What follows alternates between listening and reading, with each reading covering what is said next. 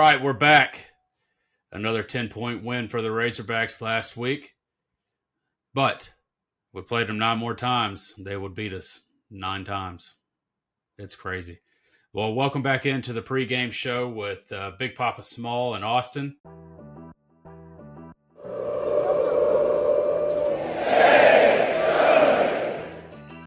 Yeah, next week's going to suck for him. But other than that, yeah. What is happening? Welcome into the Gravity Design Lab studio. Let's get into the show. I'm assuming you saw Hugh Freeze's statement about, no disrespect, but here's a truckload of disrespect after I got the brake speed off of me. What'd you think about that? I'm just glad we don't have to play them again this year. We got the one victory we could have possibly gotten, and I'm glad to have gotten out of there with it. Yep. It wasn't the prettiest of wins, but a win's a win. There's good things to take away from the game, and then there's obviously some things that can be cleaned up. Like we had talked about it last week. I thought their freshman quarterback would struggle a little bit, and I thought he would turn it over, and he did. So defense stepped up a lot, but the offense has still got some things to figure out as well. But, 10-point win on the road. You can gripe a lot about it, but that's not the easiest thing to do. Yeah, a win's a win there, that's, like you said, a road SEC game is hard to, you take those however you can get it. Doesn't matter how ugly it is, how many points are scored. That's what you're looking for. You had quarterback was the leading rusher. So that's good. But right behind him on an off game, Jaquindon Jackson had 75 yards and 2 touchdowns. When that's an off game, that's pretty incredible. Yeah, still crazy to think about, like, last year, just how inefficient the run game was, and everybody was like, man, like he had a down game. But like you said, if we could have had a guy rush for 75 yards and 2 touchdowns last year, I would have took that every single time and not even thought about it. It's wild, man. And you think about it, like, coming into the season, I thought R-Dub was going to be the guy. And then now he's off the team for maybe forever. We don't know. I don't know how much of that was into he's frustrated with his injury, so he started doing things that he shouldn't do, or maybe he was doing some things that he shouldn't do and he wasn't really that injured, and it just kind of came to a pass. So that's pretty wild. You had another good game out of Andrew Armstrong. He had a great catch with Isaiah Satania up over a guy, the short, speedy guy, Mosta guy. That was pretty cool. But that was another ball that had the defender been looking, that could have been picked again. So there was a lot of defense in this game on both sides. Yeah, it's Isaiah is a guy that his leaping ability is not something that really gets talked about. That dude can jump, man. He got up on that catch. Like I said, he's not a tall guy. We've got 6'4", it's 7 receivers across the board. You don't expect him to make that jump ball catch like that 50 yards down the field. But that's a Broden kind of play. Yeah, that's what you were thinking he was going to do coming into the year, not Stanga. But yeah, it was a heck of a catch, man. And it was at a time that we needed it too. That and Green keeping the play alive, scrambling out of the pocket and looking downfield. He didn't have a great offensive passing game by any means. I think he would tell you that too. But the line held up well-ish. He was able to move out of the pocket. He was doing some things. Passing game, there was no question. It can be improved. But you can win a lot of games with that RPO system. And especially, he has that X factor of that speed that he can turn on, and you make a few plays. You don't have to be throwing for 300-400 yards. You could rush for 200-300 yards and be golden. I love his run style. I'm kind of stealing this thought, but I agreed with it, is that his run style is a lot like Jaden Daniels. It's more of a crafty, like quick burst, long strides. Like it kind of sneaks up on you. It's not the KJ of the past where he's just running straight for a guy, or even like Jaquindon this year, he's seeking out contact, trying to find guys. He will kind of sneakily look like he's going out of bounds, and then all of a sudden take a couple steps, and that's an extra 6 yards for guys as tall as him, and he just finds a way to get an extra few yards, and then you look up at the end of the game, he's got 100 rushing yards, and if he can't, he's got it. I would like him to get. I won't say he's got to, but if he could get closer to 60% on his passing completion percentage, it would change a lot, because that's where he needs to get to. He doesn't have to complete 90% or 80 or even like a 70. If he could get close to 60 and still do his keeping the game alive, escaping the pocket, getting those rushing yards, that's where he's got to get to. That's the next step. For sure. I mean, yeah, like you're saying, he just has to do enough to keep them honest and keep those holes there for the run game. Because I mean, he could move the ball down the field through the air. He's shown it. I mean, that first half of Oklahoma State, he showed it that he can do it. But yeah, he's just got to get kind of a little more consistent. But the defense, we talked about how they should have a good game, hopefully, against that. I almost called him a rookie. It's so crazy the way NIL has changed the college level. You got guys holding out in UNLV, and because they're not getting the money they were told they were going to get, or whatever the situation may be, on a 3-0 top 25 team. That's wild to me. But anyway, little interesting side note there. We our defense was they looked good against the freshman redshirt freshman quarterback, and he didn't quite dominate us like he thought he would, but he in fact had a terrible game.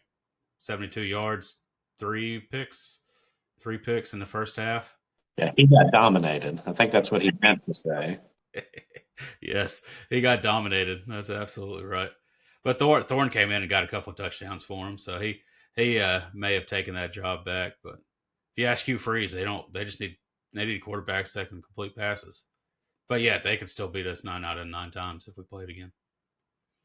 Get out of here with that. Anyway, so the defense, where I was going with that, the defense looked solid. I mean, they looked good. Now Auburn gifted them a lot, but they capitalized. Thinking, TJ Metcalf looked great. Slaughter looked great. Sooie looked great. And you did all that without Hudson Clark and Braxton. So, I mean, hopefully you get Braxton back this week and he can kind of help give some depth. I don't know, coming back off of injury, I don't know how much he'll truly be involved, but just enough to give some guys some rest, get him back acclimated. This should be a game that he could come in, because I think we're going to see a lot of running on both sides. The offense will be run centered with some pass to open some stuff up, run first for both, and the defenses both are solid, but there's some room there. What do you think Arkansas can do to take advantage of A&M a little bit? I did want to say that, just one before I do that. TJ Metcalf had the game of like the season. I don't know anybody else on any level is going to have a game like that dude had. It was nuts. I mean, he, other than like one of the turnovers, he had a hand in every single one of them. Anytime you can count for basically 4 turnovers, and he didn't allow a completion, and he still made a couple tackles as well. I mean, he didn't hardly play much last year. He's a sophomore. Like, that's the kind of stuff you can get really excited about. And he hadn't looked bad in other games either, but this game was like crazy game. And so, yeah, shout out to that guy, because that was a heck of a game. Oh, for sure. He chased out he forced that fumble that Hunter was running away. It was going to be a touchdown and changing the game, and he ran him down and knocked it out. So, I mean, you're absolutely right. He earned his flowers of being the SEC Defensive Player of the Week. No co here. You can get a no-co, like that means you did something. Like, and it was super deserved. But yeah, anyway, to kind of loop it back into it, A&M's kind of the same way. They don't really know who their quarterback's going to be. The freshman looked pretty decent the last couple games. It seemed like it was kind of different from Auburn, to where their freshman has kind of turned it around, looked good, but he's not so much a pocket passer. He's more of a run first guy, and he can make completions. He's looked pretty solid, and don't know if the quarterback coming into the year, he may go. We don't really know, but he's more of the traditional passer. If you got two quarterbacks, you don't have any. That's kind of the old adage. And so, can we take advantage of what I think is average at best quarterback play? That's going to be where the key is, because they got a big offensive line. They got a good offensive line. They can move the ball. They've got a good running back, Moss, who's solid on the ground. It's going to be disrupting their quarterback, which is the same thing he did at Auburn. Auburn had their run game working at times. Hunter didn't have a bad game. So it's going to be disrupting the quarterback, have him make mistakes. That's going to be how they do it on defense. It's same recipe, basically. Yep, that's what I think too. And I think both teams are going to try to control the time of possession. They're going to try to keep the ball probably on the ground because, like you said, they have some solid running game. The quarterback that probably is going to play is run first. So we're going to see a lot of kind of cat and mouse with the clock. You know, who's going to be able to hold on to it the longest and get that little bit of push.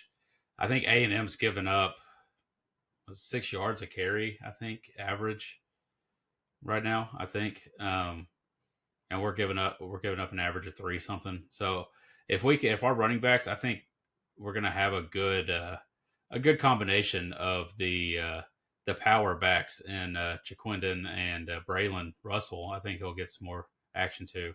And then you have the speed that they got to chase after. So we may see a lot of RPO with Green running out there and getting on the outside and breaking a few that way. I think he needs to stay on his feet in this game and have that ball close to him because we've seen what happens when quarterbacks leave their feet and have the ball kind of loosely hanging out there.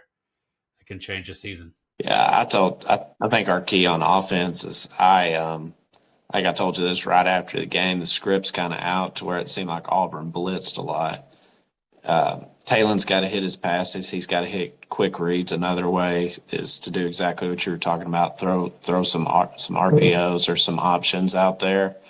If they're coming into the backfield, they got to figure out like who am I going to hand the ball off to. So is quarterback going to keep it? Is running back going to keep it? So Bobby's smart. He knows what he's got to do to counter that. But you need to hit some in the passing game to relieve the run game because, like you said, the run game's where the offense is going to win it. That's where they're going to get their yards and stuff this week. So got to have some quarterback runs in there. Got to be able to hit some quick reads on your passes. I think Talen's got to be decisive to where when he throws it, he needs to be able to throw it quick. That's been kind of his deal is he'll hold the ball for 4 seconds trying to really see a read. He's got to be able to throw to a spot and throw to a read. Yeah, he's got to have that confidence because he's had several passes that if he sees it and if he throws it at 2 seconds, the guy's wide open and taking off. But he holds it, he second guesses it, holds it, and then throws it at 4 seconds, and the receiver gets his head taken off, or it's incomplete, or it's picked off. There's been several of those that have been just a timing issue that if you get it out quick and you get it going, you're going. But yeah, I think that's kind of the recipe. I think we're kind of in agreement there. What are you thinking on the pick side? So Arkansas is now a 4-point dog, which it's fluctuating so much. I mean, this morning it was 3.5. So A&M's favored by 4. Over under is 52.5. Yeah, line's at about 4 for A&M. Over under is about 52.5, like you were saying. I do think that feels pretty accurate. I mean, last week I had picked it to where I thought it was going to be the over, and obviously we saw pretty early on that was not going to be the case. It ended up hitting the under. I do think it is going to be better than it was last week as far as like Arkansas's offensive game. So I tend to lean the over on this. I think it'll be a little bit higher than that, but I do think Texas A&M's quarterback is going to be sort of like it was last week. So it's I think this is going to be the best defense that they've played. So he's probably going to make some mistakes. I think it's going to lean towards that, and we're going to take advantage of it. I think Talon takes a step in the right direction. Not all the way there, but I think he does look better with another week. Bobby's going to help him plan with that. So I'm going to take Arkansas. It's neutral site. I do think, and I say that as a homer, but I think even looking outside, I think a lot of people are picking Arkansas as well because they see that the defense looks solid and the offense can be very good. Then we got to take steps in the right direction. So over-unders at 52. I'm not picking a field goal this week because, oh my gosh. So I'm going to go 35-31 Arkansas. Yeah, I think that's solid. So going over again, but I think that's fair. I think Arkansas is going to win outright, just like you. So spread doesn't really matter, hammer that money line because that's where the value is going to be. But I'm thinking maybe a 28-24 kind of game. That lower scoring, I guess that would still be that'd be right under. That'd be right under, wouldn't it? I think I'm right there. That's I saw a tweet as I make my pick here. It was an Aggie fan, so I had to cloak and dagger a little tweet, but so Aggies by 10, and then he gave the score of them beating us by 12. I was like, this guy. What are we doing here? So, Hogs by 15. 28, 24. So yeah, I think Arkansas is going to take care of business down there, but I think it's going to be another ugly game. It's going to be close. It's going to be who can control the ball, time of possession, move the ball in the running game. It's going to be an interesting game. So let us know in the comments who do you got? Who do you think is going to win? If you haven't already, drop a subscribe, like, share it with a friend. We appreciate it. We're getting this bad boy going. We're getting a good flow going, and just want everybody to be a part of it. So Austin, I appreciate you coming in again and dropping some hot takes on us. That's what we're looking at. So anyway, we appreciate everybody being here, and go follow my guy on X/Twitter/ the Elon machine, whatever you want to call it and use it for. Just drop a follow. I will put his Twitter handle up on the screen, as you can see down wherever it is, so you can go drop him a follow. Anyway, appreciate you being here. Until next time, stay blessed, stay passionate, tell somebody you love them. It's getting crazy out there. Have a good week and go Hogs.